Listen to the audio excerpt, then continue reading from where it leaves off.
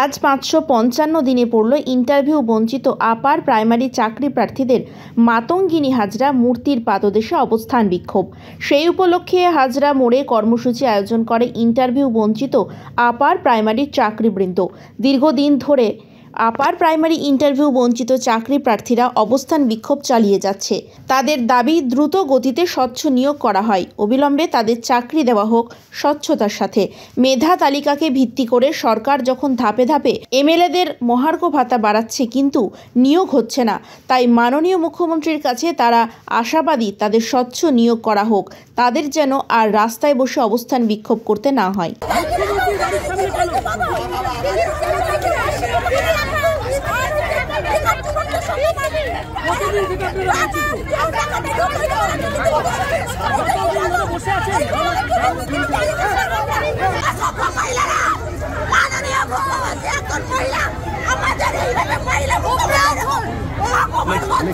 next